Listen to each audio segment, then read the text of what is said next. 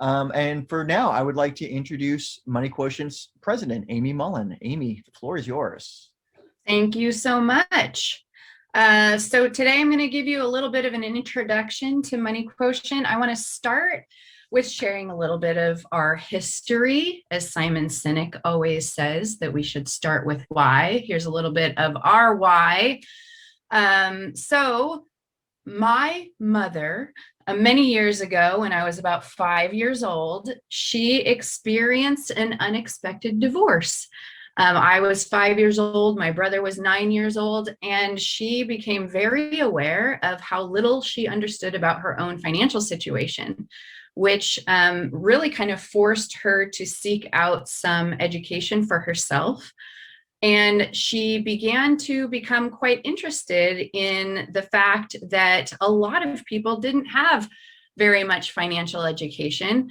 And she became very enthusiastic about a crusader, really, for financial literacy programs. But the more that she delved into it, the more that she also realized there's quite a bit of research that shows that all the different financial literacy programs that exist out there today, which there are a lot, have actually very little statistical correlation to actual behavior change and actual implementation of the financial strategies that they're learning. And I just want to check, can you hear me? Okay, things froze up for a second, so I wanted to make sure. And so that got her to be very curious about why is it when people even seek out the financial education for themselves, why is it that people are not necessarily implementing those strategies or adopting those financial behaviors? So that started her life's work. And she went to get her master's degree in the home economics department, where they happened to be doing a fantastic research project around what are the elements involved in motivating individuals to take steps in their own retirement planning. So she was able to get in on some of that early research, and that was what her thesis was all about when she graduated with her master's degree. From there, she jumped into having her own research and writing organization for a good decade, where she worked with various nonprofit organizations, putting together new research and also creating materials that these nonprofits would then use in their educational efforts. Over time, she began to realize that the materials and the information she was gathering from the research was actually really important for financial planners to be using with their relationships and to help their financial planning processes become more effective. And she developed this idea of Money Quotient. In 2001, she started this organization, and a little after the launch of Money Quotient, she asked me, her daughter, to come help her start the business, set up some systems to be able to provide training and materials to financial planners. It was supposed to be a temporary situation, but I actually fell in love with the work myself.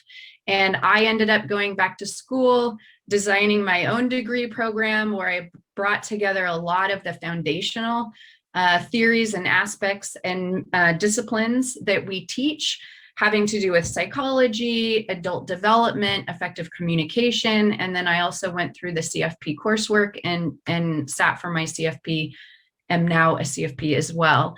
So we've been around for 20 years now. This is our anniversary year. And we truly believe that the EQ elements, the emotional elements of a financial planning process, of a financial literacy process, is what helps these things to stick. So a little bit of that background, I'll share with you now our mission statement.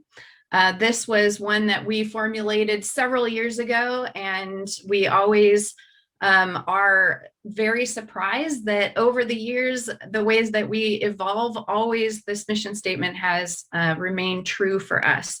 So the mission of Money Quotient is to facilitate the exploration and implementation of a values-based, life-centered approach to financial planning.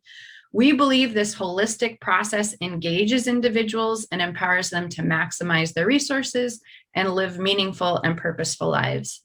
To this end, we conduct innovative research and provide the highest quality tools and training, and nurture a community of like-minded professionals who truly want to affect positive change in the lives of those they serve. So there's a lot that's happened over the last 20 years, but to make a long story short, I will say that we are now today 2 sister organizations. We have Money Quotient Inc. on the left side, which is where we provide tools and training and consulting to financial planners, counselors, and professionals. We teach a specific model that we call the True Wealth Planning model that incorporates that multidisciplinary perspective. And we provide a huge library of questionnaires, client tools, practice management resources, and a complete meeting process that a financial professional can implement with their clients. I just mentioned practice management resources. We do conduct a fundamentals training and advanced courses, as well as walk individually with each firm through a consulting program that helps them to fully implement all those resources into their process. And then we also have what we call a School of True Wealth, which is where we provide those advanced courses. And it's really focused on how can you continue to improve your understanding of the psychological aspects, the neurological aspects at play in your client relationships, and how can you continue to become more effective so that you have great results in your financial planning and financial counseling relationships. On our nonprofit side is called Money Quotient Research and Education. And on this side, we collaborate with several universities across the country in conducting some new and innovative research. A lot of that research is then used to develop new tools and resources and trainings on our Money Quotient Inc. side. So there's a great collaboration there. We are also able to provide some of those tools and resources that we create to these student-led clinics at these universities that allows them the opportunity to practice having experiences with clients and also kind of test the results of the process and the tools. We do have plans in the future that we're very excited about creating a platform that will be available through our nonprofit site that will allow financial professionals to provide pro bono activities as well. We're very excited to begin crafting what that will look like. And then also on our nonprofit side, we have Money Quotient University. And this Money Quotient University is offering webinars and also courses that last about 8 to 10 weeks in length. And they are open and available to anyone who wants to participate. You do not have to be a Money Quotient partner to participate in those. And they are really exploring having a deeper understanding of both the emotional and practical factors of building financial well-being and satisfaction. So they cover a range of topics, but all around the exploration of the emotional and the practical factors involved. And there's a lot of kind of looking towards the future of the evolution of our profession. How are things going to evolve in the future? So those are our 2 sister organizations. In Money Quotient Inc., we have a team of about 8 people, and we also have some help by some Money Quotient consultants. We have Paul Layton on the line with us, which is one of our Money Quotient consultants who helps to mentor new advisors coming on board and helping them know how to use the materials in the best way that they can. On our nonprofit side, we have a research consortium made up of 7 members, and those are different professional or different professors at the different universities. So you can always visit our website to see who those people are, what universities are involved, and learn more. So now I'm going to go into a little bit about the Money Quotient philosophy. And I mentioned previously this TED Talk by Simon Sinek, the Start With Why. I'm sure everybody on the phone has seen this or on the line. If you have not, you are way behind. So you should Google that and watch it 50 times because you'll get something new out of it every time. But in this TED Talk, he introduces this communication dynamic that he has observed in many different professions all across the world in a very common way that people approach trying to motivate somebody to take some sort of action or to work with them. And he has observed that they tend to follow this communication dynamic from the outside to the middle. So for an example, if a financial planner was asked what they do for a living and they say, I'm a financial planner, and the person says, what does that mean exactly? What do you do? They may say, well, we help people with retirement planning. We can manage their investments. We help them with tax planning. We look at insurance, and they can lay out kind of the list of services that they provide, which really satisfies that what ring. Maybe the person is interested enough to ask, how do you do all of those things? When the financial planner would probably respond by sharing the various tools that they use, the analysis software, the reports that they create, how do they pull this all together in to a list of recommendations for their client. And then rarely do they actually get to the why piece. And the why is really about what past experience the advisor had that made them passionate about the work that they do. And I think this why piece is actually often misunderstood. It's not why would the client work with you? It's also not, why is our firm doing this? Which most people might answer, we like to help people, or we like to make a difference in people's lives, which is all very true. But really where the why comes from is the individual's past story or past experience that has strengthened particular core values that have made them passionate about the work that they do.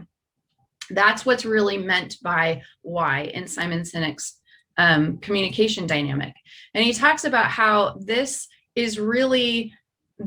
model is really laid out very similar to how our brain is laid out. If you were to take a horizontal slice of your brain, the outside ring is called our neocortex, and it's really the analytical part of our brain. It understands facts and data. It understands language. So it understands the what part of the ring, but it's not responsible for making decisions or for changing behavior. The how and the why correlate with our limbic brain, which is our emotional brain. And it really, truly is our emotional brain that is where we make those decisions to change our behaviors or to adopt financial strategies or to make any sort of decision. And so what we try to do at Money Quotient is help advisors to do a better job of tapping into the limbic brain in order to get more behavior change and in order to get more follow through in terms of implementation of the plan. And it also happens to bring about more life satisfaction and financial well-being. So here is the philosophy that started the whole idea around Money Quotient. Carol came up with this idea of this equation in her head. So Money Quotient is not just a really cool name for an organization, but it's actually based on this philosophy that she came up with, where the MQ in this equation is a measurement of an individual's overall sense of financial well-being and life satisfaction, essentially. And that is made up of two very important components. One is the emotional quotient, which is a measurement. Actually, there's several components to this, but I'll simplify it. It is a measurement of our awareness of how our emotions are affecting our decisions and our ability to take it into consideration when making decisions. So our awareness of how our emotions are affecting other people around us, how our emotions are affecting our behaviors and our decisions. It involves also self-regulation, our ability to have self-regulation. The IQ part of this equation is really about your level of financial knowledge. So the more that somebody understands what's happening in their tax planning, or the more they understand what's happening with their cash flow or how their investments work, the more confident or comfortable they're going to feel with making decisions. So it is important to continue to work on raising both your emotional quotient and your intelligence quotient, your knowledge, in order to feel a sense of financial well-being and feel confident in the decisions that you're making. So one key difference in the emotional quotient that might be different from what people hear in the financial planning world around behavioral finance is, in the behavioral finance research, a lot of times we're looking at what groups of people do, and we're looking at how can we communicate differently or manipulate the situation in order to get people to behave the way that we want to behave. And that usually means recognizing where the emotions are and setting them aside to have more objective sorts of responses. And the difference here is that we're not setting aside the emotions, we are including them in the decision making. So our values are attached to our emotions. And if we are creating a vision of an ideal life that is tied to our values, we're going to have higher levels of financial well-being and life satisfaction in the end. So there's a little bit of a difference than what we might be hearing out of the financial behavioral finance kind of approach. All right, so there is this overarching concept to our entire process, and something that's really important to understand when working with our clients is that when anybody approaches a situation in their life, whether it's expected or unexpected, whenever they have to make a decision, they're looking at that situation through two lenses. Their emotional lens really has to do with how they feel about the situation. And oftentimes that comes from a gut feeling. And there's a lot in the subconscious that they might not be aware of that is giving them that gut feeling. So sometimes you may hear somebody say, I hear what you're saying, I understand the facts and the data that you're showing me and the charts and everything, but it just doesn't feel right, so I'm going to say no for now. That would be, a decision really coming from the emotional side without kind of a rational explanation necessarily. We do have our rational lens, which we like to believe is objective, but in fact, it's actually quite subjective because of what we know as confirmation bias.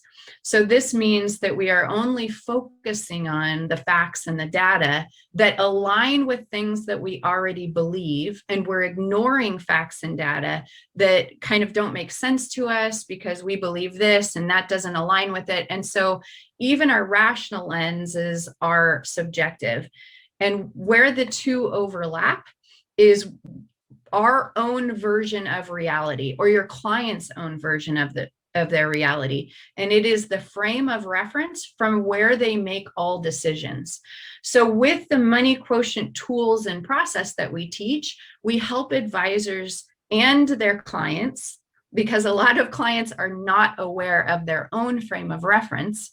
We help them both become much more aware of their own frame of reference from where they're making decisions, so that moving forward, the recommendations can be provided in a way that the client really understands and can accept, as well as all decisions are really going to be much more based on their preferences and their perspective. Okay, so in terms of like the financial literacy issues that I was explaining before, what we have found is when you bring in these life conversations, when you are tapping more into the emotional brain, that is what helps the financial conversations and financial education have more relevance and more meaning to that client. Therefore, they are far more willing to actually implement it, because they see the direct connection between the numbers and the strategies and how that's going to improve their life satisfaction, improve their life situation.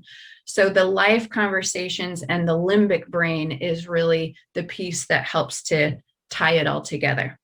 Okay, so in the financial life planning process that we teach, there is a particular order of the topics that we discuss in order to get the best results.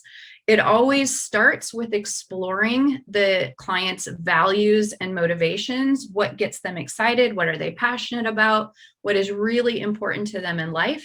And then you use those values and motivations as part of a visualization process where they create a vision of an ideal future that is really compelling and exciting to them.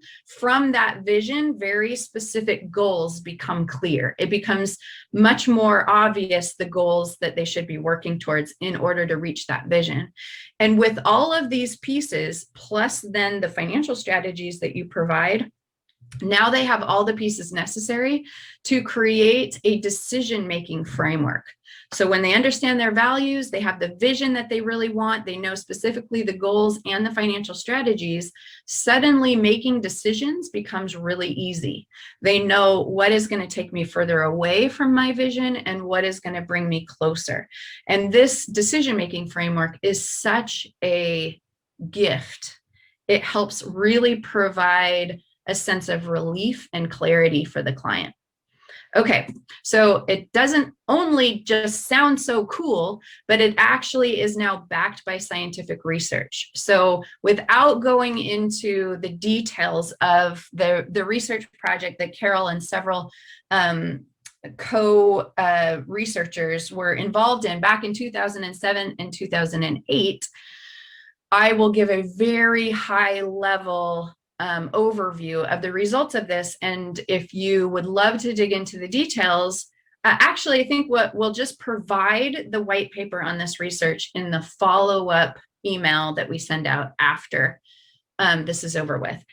So very high level, they were taking a look at the various aspects that make up a life planning process for financial planning. And that includes a values clarification process, and a visioning and goal setting process, all of these pieces. And they wanted to see how it would affect the trust and commitment between the client and the planner, as well as 6 different business case variables. And which I'll share with you in just a second. But what was amazing is that they found that those clients who agreed and strongly agreed that their advisors took them through these processes, they were 3 and 4 times stronger statistical correlation to all of the list of things. So in other words, they had that much stronger trust and commitment with the client. They said they don't ever plan on leaving this advisor. They're completely satisfied with the services. They have fully implemented the strategies. They are also feeling very willing to share more of their financial information as well as personal information with that advisor. And they regularly refer that advisor to friends and family. So this was a great proof of what we were hoping this sort of process would provide. So again, we'll send out the white paper that shows much more of the details. I will say too that we're very excited that our research consortium is about to repeat this testing or this particular research And they're going to be adding more elements to it, including the effect of virtual meetings and the different kind of technology, how that is affecting the relationships and the success of those financial planning relationships. So very excited about that to come. So now I want to give you a real high level kind of perspective on our true wealth model.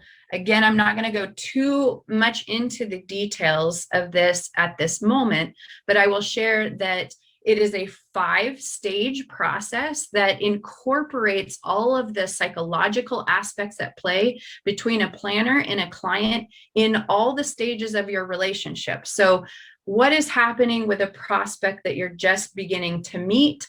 How do you begin to build trust with that client? How do you motivate them and encourage them to move forward in the working relationship? Also, in that onboarding process, how are we beginning to build that comfort level to explore deeper and deeper life planning topics? And then also, how can you continue to support them in the implementation? Where are clients getting stuck? How can you help them to move forward? And in long-term relationships, how can you continue to add value in those long-term relationships as well? So we are big believers in the CFP process, which used to be the 6-step process, and now it's a 7-step process, but basically involves all the same things. And so when we developed our model, we developed it with the idea that our process would help to enhance each of these stages and help the advisor to be as effective as they possibly can in each of these stages. So our explore stage aligns with that prospect stage when you're first exploring that relationship or seeing if it's a good fit. We have really built out the data gathering area so that you have a rich foundation of information, and the client has really built up this motivation to then move forward and implement the strategies. Enlighten is when you're doing the analysis, connecting your recommendations to what's important to them and to their specific goals. And then empower is when they're implementing and monitoring. This is not, your job is not over once you've given the recommendations. It is, you can find more success in these relationships if you are continuing to support them moving forward in that implementation. So what are the things that we need to know and methods that we can use to help continue giving that support? So that's very high level. Also, I wanted to point out that we do provide these client meeting templates, which are basically like recipes. We lay out what a meeting process would look like and our suggestion of the sequence of tools in order to reach the objectives that we're trying to reach. So if you follow one of these templates, you will be guaranteed to get specific outcomes with your clients. And the more familiar you get with the Money Quotient library of tools, the more that you can be impromptu. It's kind of like a musician learning to play an instrument. This is your sheet music. This template is your sheet music that you begin to practice with and you learn. And the more that you become comfortable with your instruments, the more that you can plug and play and do and be more intuitive about where you see needs from your clients. Okay, and so here are the specific outcomes that our process is moving towards. The first one is, so number one, the client has more awareness around their own beliefs and attitudes around money and how that's affecting their decisions. So many of you have probably heard the term money scripts. And so much of our financial behaviors are in our subconscious. They become automatic behaviors. We rarely even notice what we're doing. And a lot of that stuff has been just naturally picked up by our observations in our younger years. So it's a little bit of an exploration to how have you formulated your current perspective and money management habits? And how is that working for you today? Would you like to continue the same way that you've been doing these things? Or would you like to make modifications in order to reach your goals at a faster pace? So you can see by the way that I'm talking that you're not forcing the client to, make modifications, but they are recognizing their own ways for managing money and they're making decisions on their own. When that decision is from within, there's much more likelihood that they will make the change and keep the change. So it is self-awareness is the number one goal around that area, but also you as the advisor having much more awareness about their past and what has shaped their frame of reference today will help you to formulate ways to present your recommendations in ways that are that they can understand and feel comfortable with. In other words, you can shape them to maybe their preferences.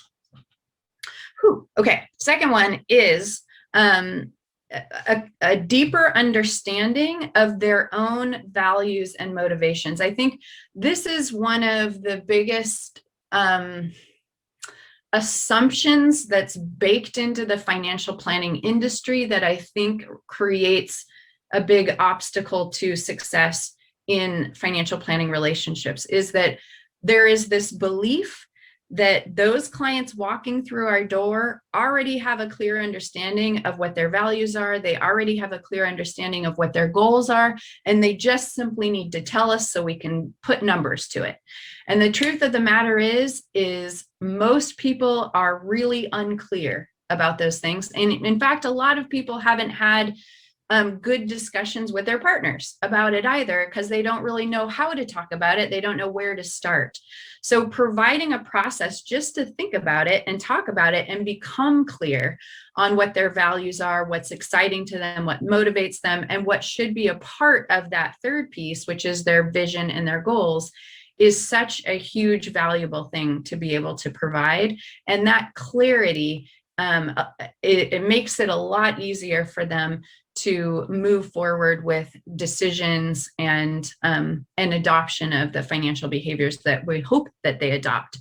So the last thing is pulling all of those pieces together with your financial strategies and creating that decision-making framework. Okay, so those are our main outcomes that we are seeking with our True Wealth model. And there are 4 specific topic areas that are built into this process that are important to getting these specific results.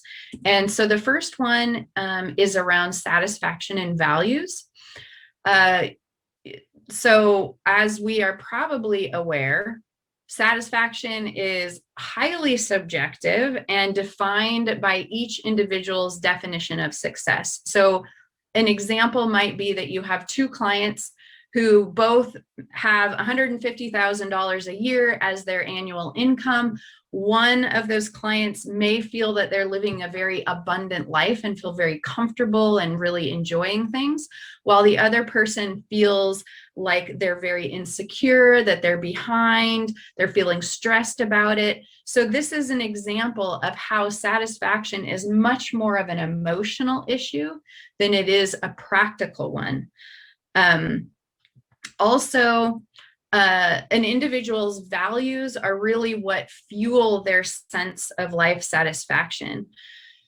So what's important to them, their values, is going to influence how they want to spend their resources. And that's not just money, but it's also their energy and time. And if they are actually aligning those things, those resources, with what's most important to them, that's when they feel satisfied. They have a sense of life satisfaction. And when somebody is not spending or saving in alignment with their values, they begin to have a sense of dissatisfaction, but they might not know why. So we have lots of stories of really wealthy people that end up being very depressed and even committing suicide sometimes. And it's very hard for people to understand. You were so wealthy, you had everything you wanted, But I think this is a real indication that things were not really lined up with their core values. So this sort of explanation, even for the really, really wealthy individuals, can help them have a more fulfilling life.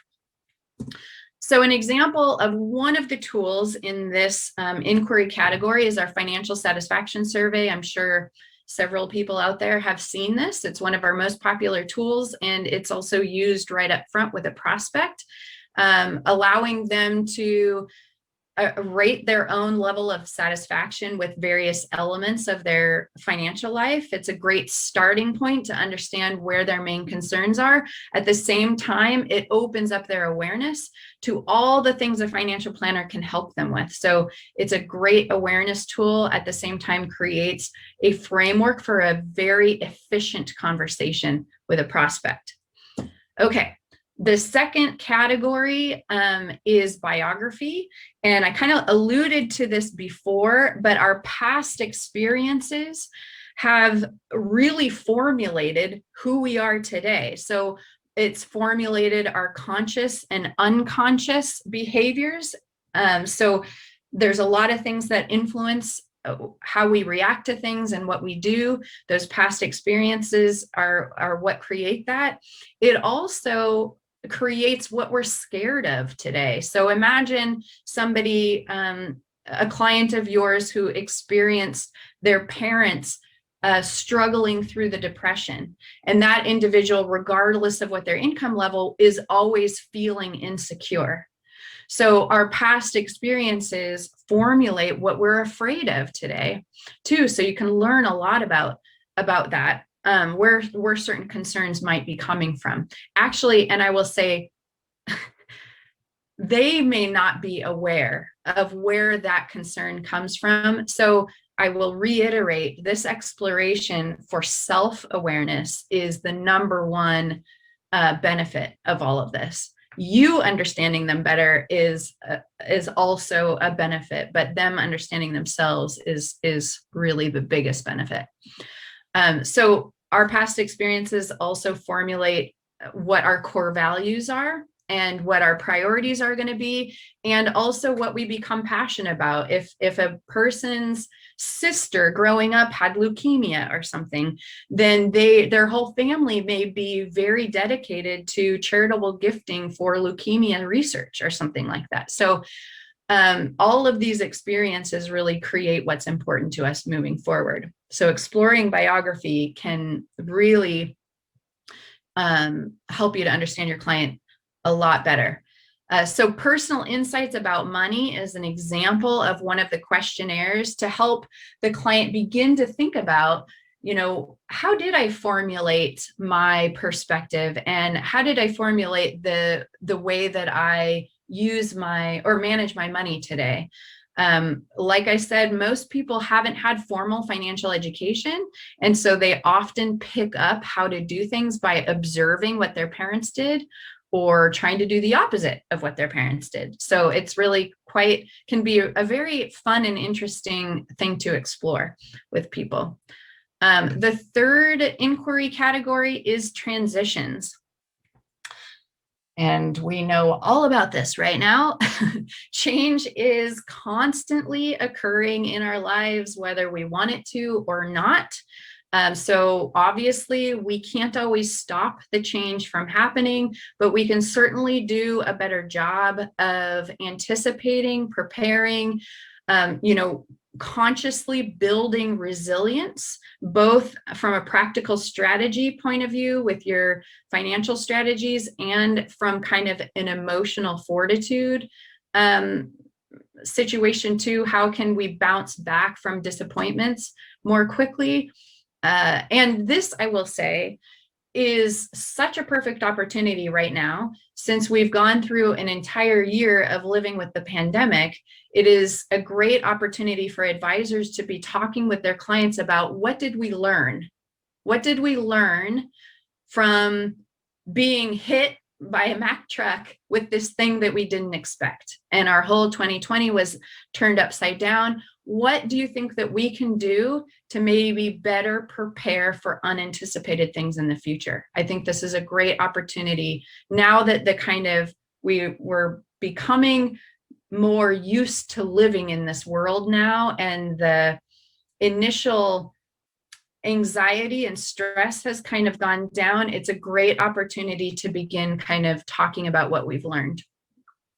And interestingly, research shows that transition for everybody is much more of a psychological process than it is a tangible thing. So we talk about Dr. James Prochaska's 6 stages of change during our training, and really understanding that framework, because it can help advisors understand where people are getting stuck and support them in completing the transition that the client wants to make. 5 of those 6 stages are psychological shifts in perspective, and only 1 is the actual switching of behaviors. So it's really interesting to think about how much is really going on in our heads around that. And then also it's important to remember that nearly all of life transitions have some sort of financial tether. It's amazing how much money is tied to all the different things in our lives. Even if it's down to a cash flow item, there's usually some sort of tie-in.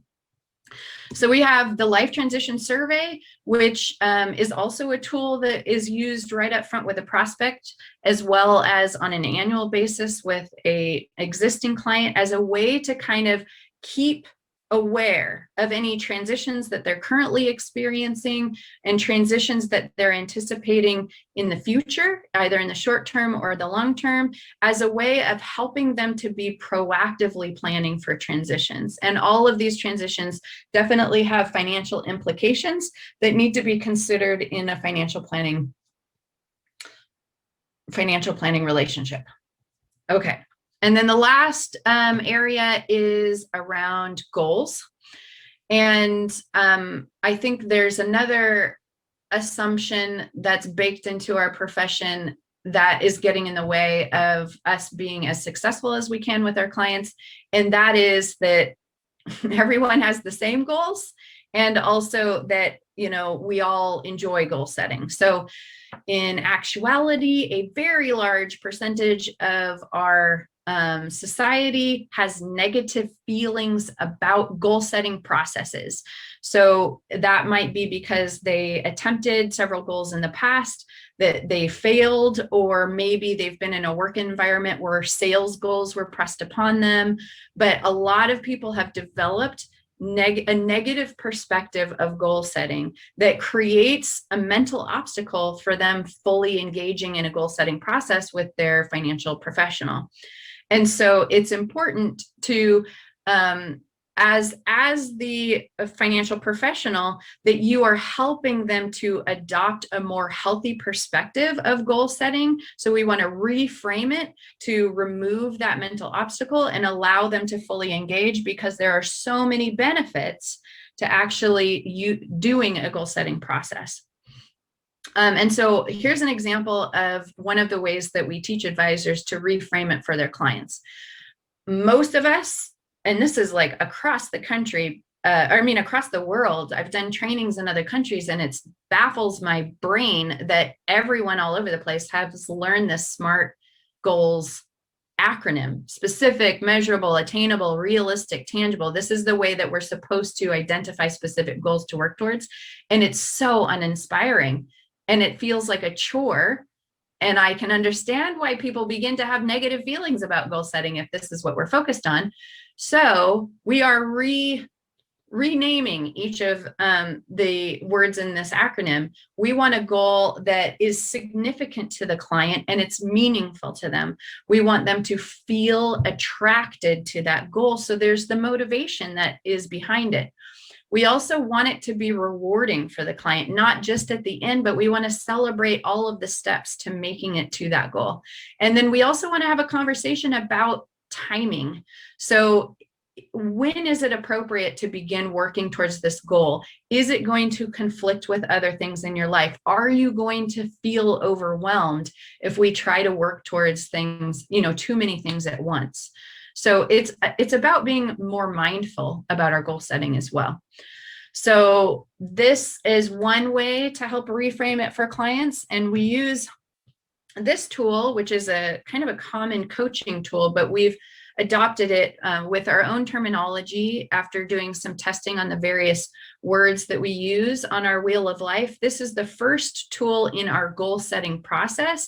It begins to help them imagine what an ideal life might look like in each kind of separate compartment of their life. And it breaks down the visualization process to make things a little bit easier, because as adults, we don't exercise most of us don't exercise our creative brains quite as frequently. So it can be very helpful to create this framework for them to do that a little bit more easily.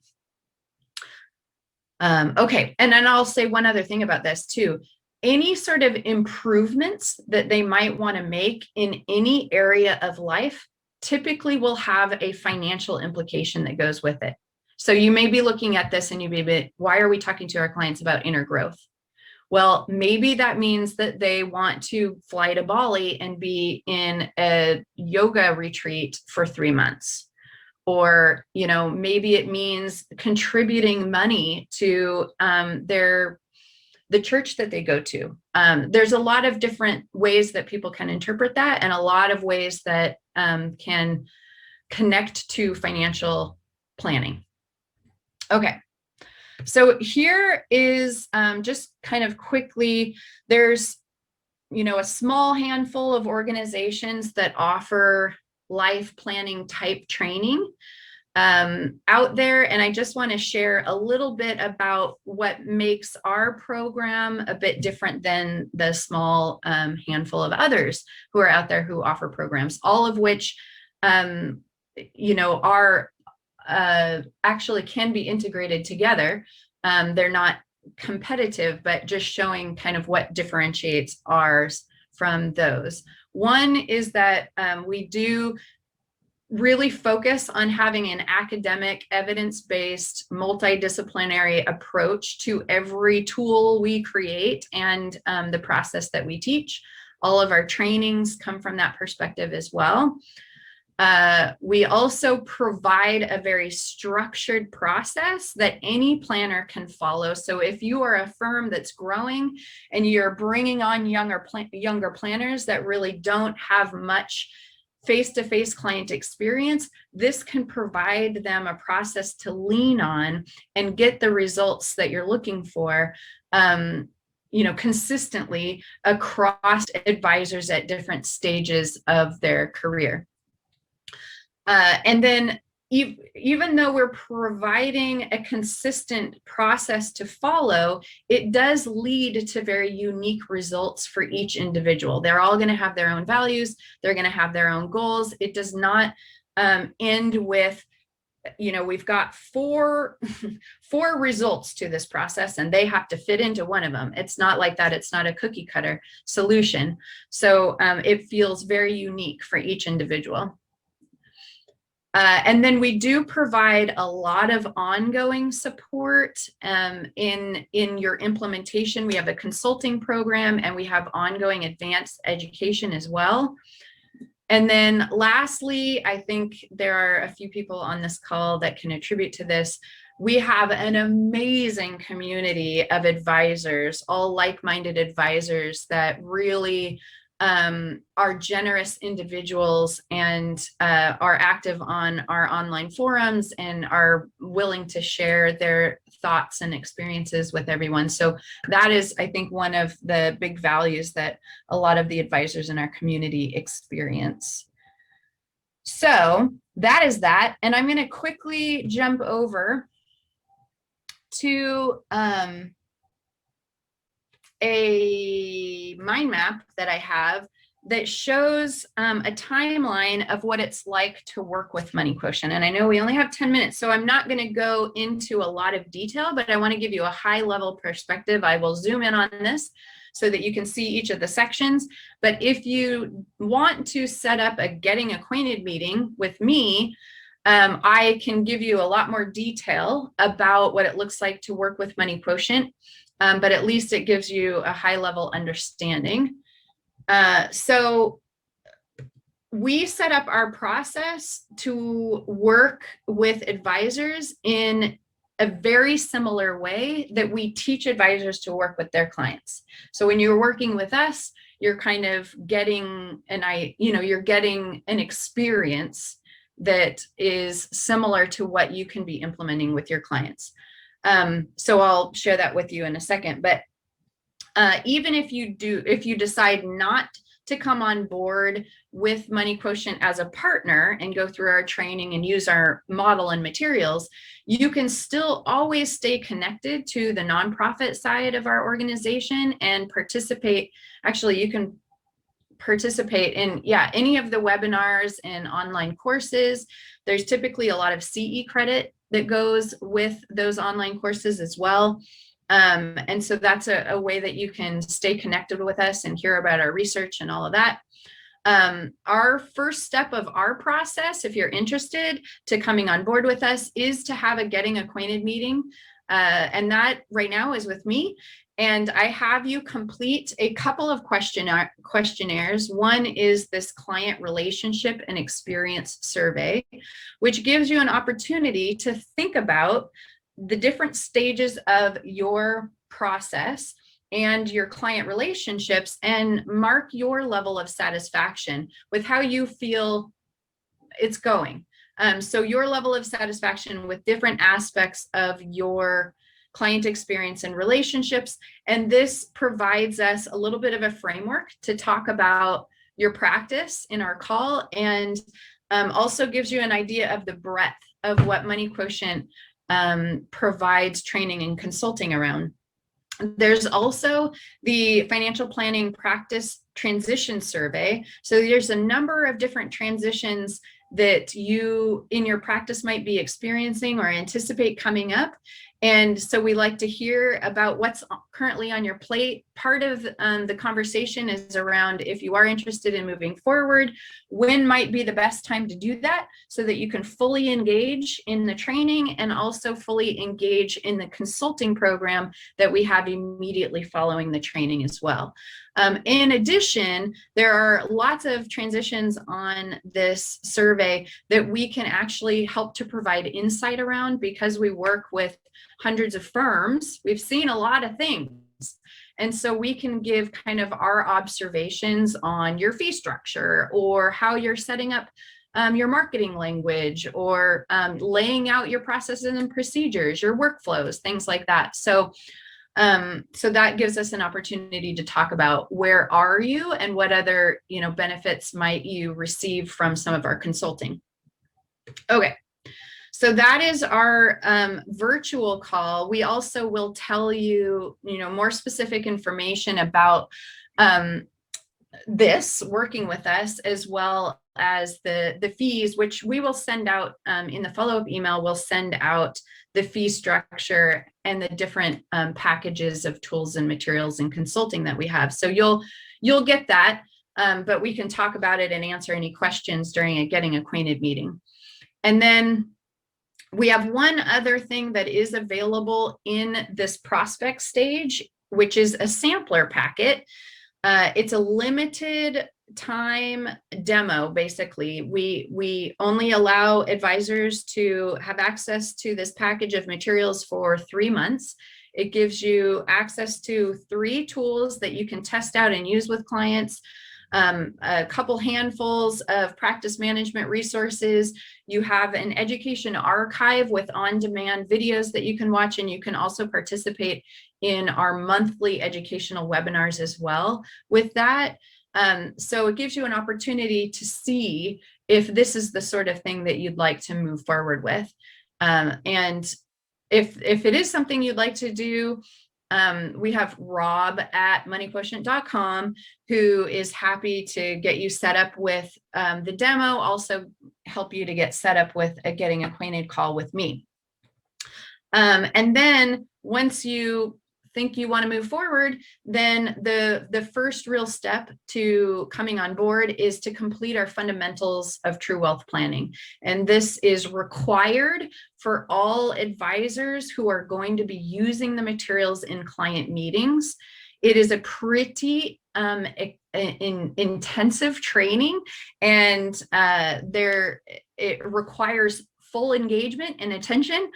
Right now, we are only offering it in our 5-day virtual training. These are 5 half days, and there's a little bit of homework and reading in between the sessions. So we do recommend, if you're going to register for that, that you try and clear your plate of other work responsibilities during that 5-day period, because you're going to be, pretty engaged in this work, and you won't want to go back and forth.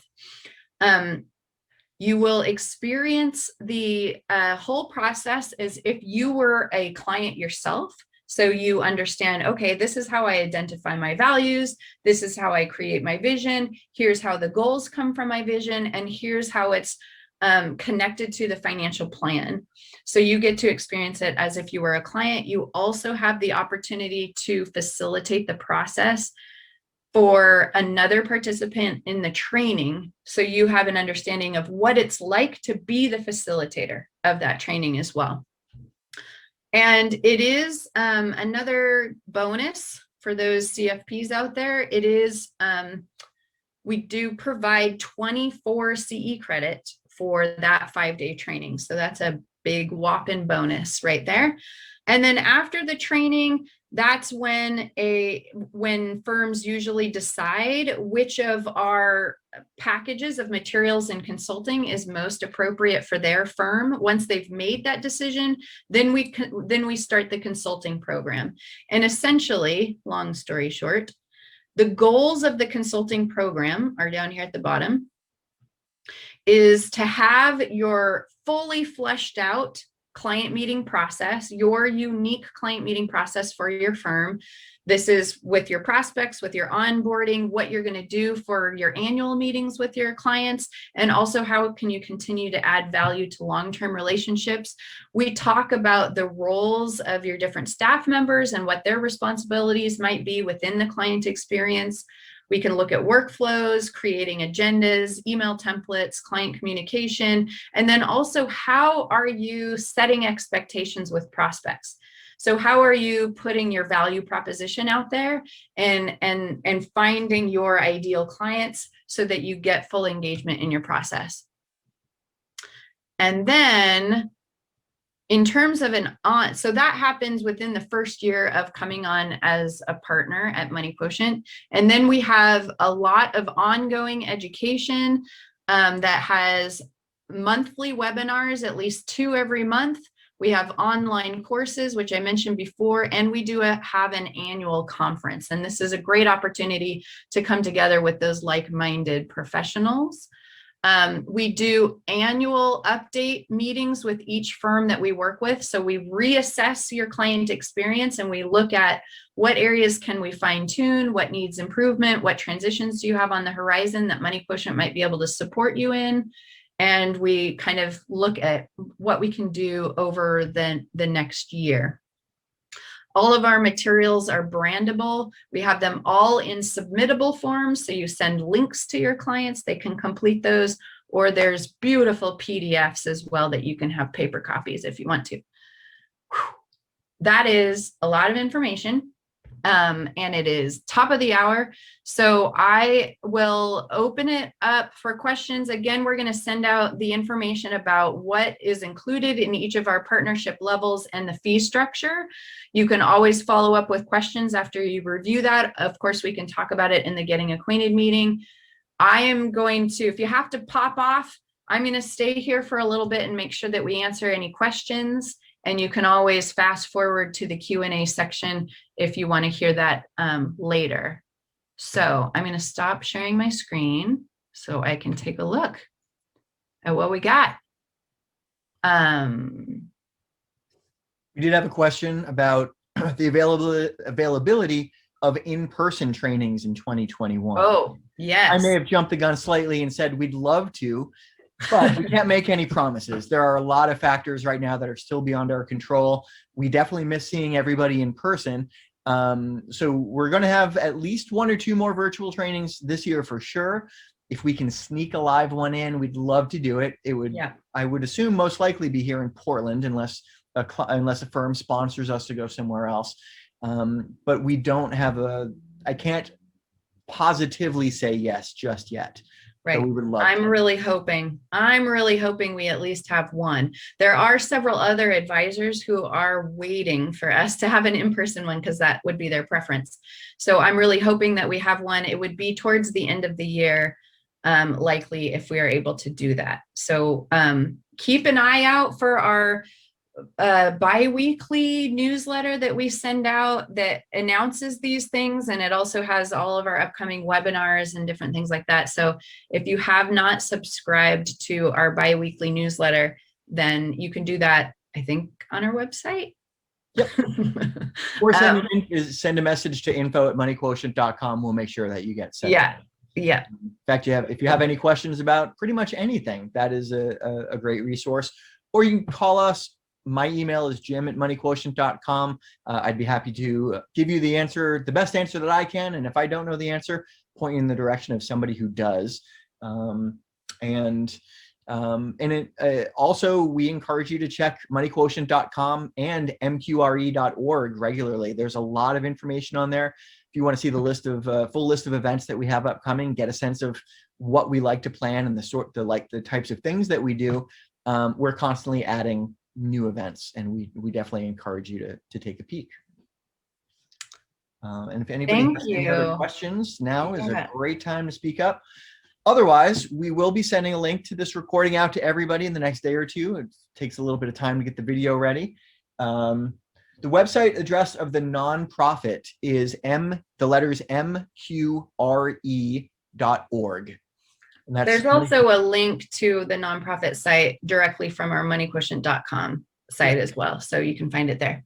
And MQRE, if you're wondering, is Money Quotient Research and Education.